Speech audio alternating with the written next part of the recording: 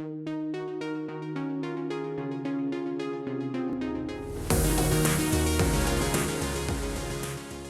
welcome to What America's Thinking, where we discuss key elections, demographic trends, and public opinion. I'm Julia Manchester. And I'm Rafael Bernal. We are already looking ahead to 2024, but with much speculation about who will make it on the GOP ticket. Now, there's plenty of material for pollsters to pull from, so with that said, let's get into today's top lines. The possible top two contenders in the party, former President Donald Trump and Florida Governor Ron DeSantis, might have to duke it out to win over Republican voters. A Yahoo News YouGov poll released just this week shows DeSantis 5 percentage points ahead of Trump in a race for the 2024 presidential nomination, with DeSantis getting 47% of the vote and Trump getting 42% support. But Trump previously held a double-digit lead over DeSantis, but this poll also shows that Trump might have lost some of his appeal with voters.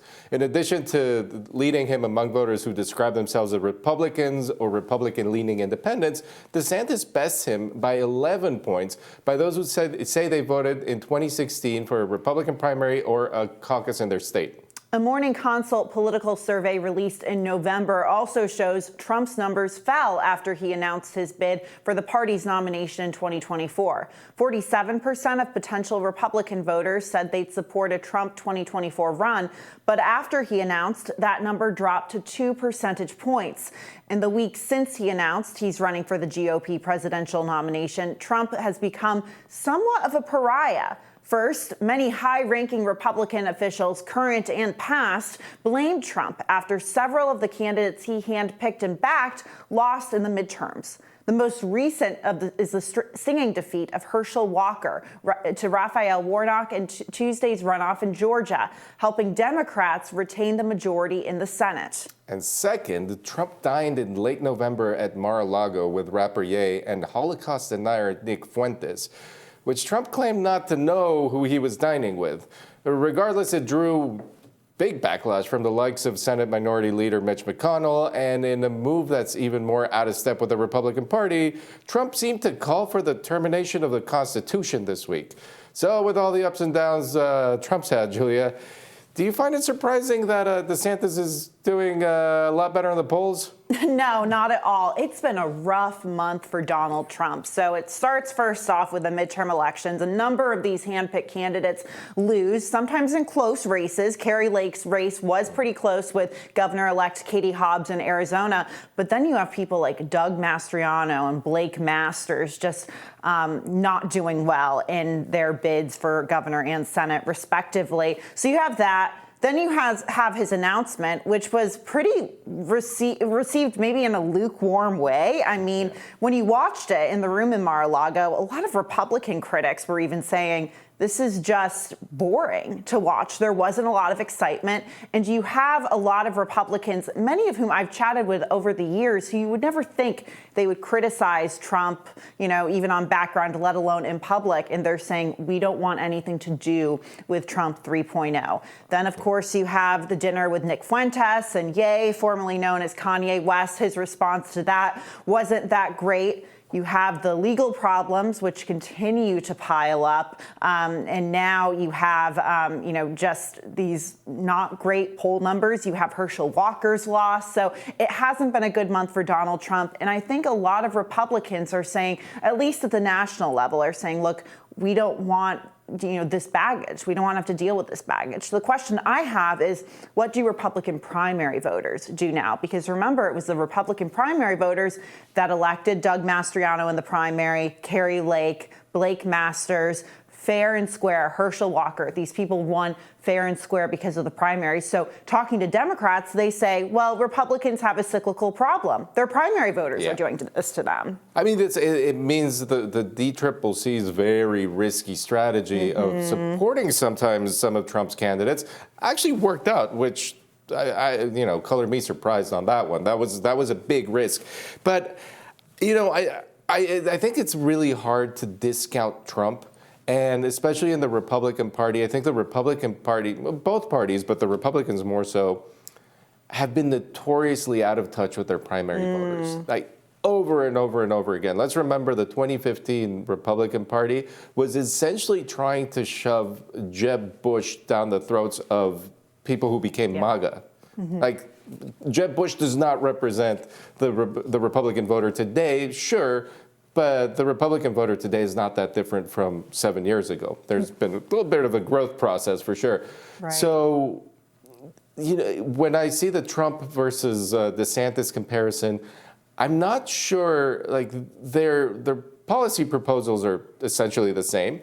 You add a little bit of Glenn Youngkin, and you get Trump plus Glenn Youngkin, and you get Ron DeSantis. But I'm not sure between Trump and DeSantis, who's the real thing? Like, who's the real MAGA primary energizing candidate? And who's the pretender? Like, who's the Marsha and who's the Brady in this equation? Yeah. And I guess I have a couple of notes on that. First, with DeSantis, I mean, he has clearly had a successful few years in Florida, especially with the pandemic, talking about risks. I mean, his pandemic response was risky. A lot of it relied on, people in Florida self-quarantining and just Florida not having the same case count that other populous states like New York and California might have had. So that strategy to keep it open and to keep those businesses open absolutely helped Ron DeSantis. And so he's leaning into that fiscal conservative side, which probably, I would say, energizes a lot of suburban voters, maybe in places like Orlando, a pretty blue part of the state. But then he's also kind of leaning into this cultural conservative side, like with the parental rights and education legislation, also known as the Don't Say Gay bill. It seems like he's almost taking a note from Glenn Youngkin in Virginia, because Glenn Youngkin was also very, his strategy to campaign on culturally conservative issues helped him with the base in Virginia. We have to remember, Glenn Youngkin was also warning about issues like rising gas prices and inflation. I think that helped him a lot. So there is this Trump-DeSantis dynamic, and we have to be careful when talking about DeSantis, because I remember a time in 2015 when I was graduating college when everyone was talking about a guy named Scott Walker from Wisconsin and how he would be the Republican nominee. So, we never know. But I'm curious to see about the Youngkin-DeSantis dynamic, because stylistically they're quite different in a way. I mean, Youngkin is clearly the more practiced speaker, which is surprising because he hasn't been in politics his whole career. DeSantis, very much Scott Walker. His big risk is peaking too early, and I mean, unless he keeps riding this wave, there's no way he keeps this intensity for 2 years. It's possible. We've seen crazier things happen in American politics in the last 10 years, but it's really hard for him to do. And there are people like Glenn Youngkin, and there are other Republicans who want to let Ron DeSantis duke it out with Trump right now, and see if Trump actually falls.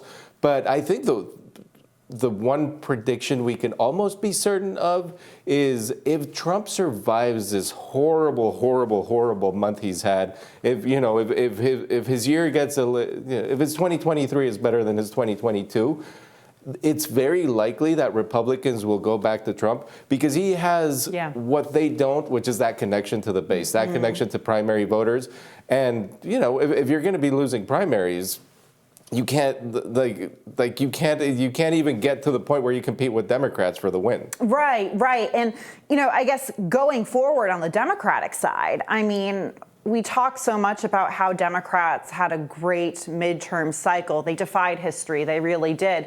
But my question is, did they defy history because of their messaging and their strategy, or was it because Republicans just had god-awful candidates? I mean, if they had a better candidate running in Pennsylvania, Georgia, Arizona, even Nevada, I mean, would we be talking about something different? I don't know.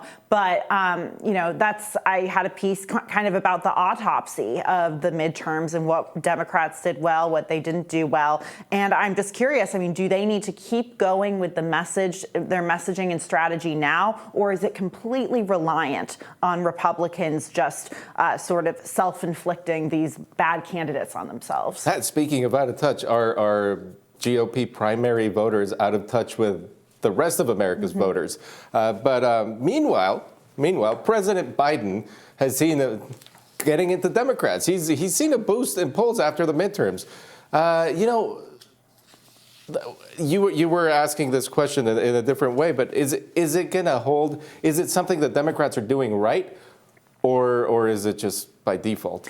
So I think it's a mix of things. First of all, Dobbs helped Democrats tremendously, and Democrats will even say, in a way, Dobbs was a gift. Obviously, not from a policy perspective. The abortion ruling. The abortion ruling, yes, the Supreme Court ruling to overturn Roe v. Wade. They would say that politically, that was a gift. And for someone like John Fetterman and how much time he spent campaigning in Philadelphia suburbs, that was an issue that played well with those voters out there, especially those women suburban voters we talk so much about. And it also played well, I would say, in other races and not just in suburban areas. One thing that Democrats have been saying to me this week is that we didn't look at abortion as abortion versus inflation or the economy issue. They say they linked them hand in hand because starting a family, having a child is an economic decision. So it's not just with these suburban voters or these, which I think is a lot of times a synonym in the media for white suburban female voters, college educated, but it also affects all voters, really. And I think they all very smartly messaged on that. I think Democrats also, talking from a political strategy perspective, their committees invested and had these ad buys very, very early in the cycle, going back to the spring and maybe late winter of 2022, targeting Latino, AAPI, and Black voters, galvanizing that base. So, I think that's something they definitely did well, but they were obviously boosted by the fact that a lot of these Republicans just didn't have good primary candidates. I'm sorry, Doug Mastriano, we want to talk about being out of touch. Maybe there's a segment of the conservative Republican population in Pennsylvania that, saw, a candidate they really liked in Doug Mastriano, but a lot of people just couldn't connect with him. Whereas a Josh Shapiro was working to connect not only with his base, but also maybe some or left-leaning or moderately leaning Republican voters. Yeah, and the one thing I think is often overlooked in this election was the amazing power of incumbency. That had been lost for a while. It seemed like being an incumbent wasn't all that great anymore. But if you look at the big flips in this race, with one exception I could think of, the big flips were the Pennsylvania Senate seat. That was a retiring Republican, so no incumbency there. Yeah. Washington 3, the House seat, that was a Republican, a MAGA Republican, won a primary against a sitting moderate Republican. That seat flipped Democratic. The Arizona governorship, that did flip Democratic, retiring Republican. But then you have people like, Greg Abbott, Ron DeSantis. They easily won against Democratic challengers. And then the only exception to this, of course, is the Nevada governor's race. Yeah. Where you had a Republican who was reluctantly Trumpist. Absolutely. It's all about the power of incumbency, especially in the Senate where they grew their majority. We're going to have to see why voters liked incumbents so much. But for now, we'll be right back with more of what America's thinking. Stay tuned.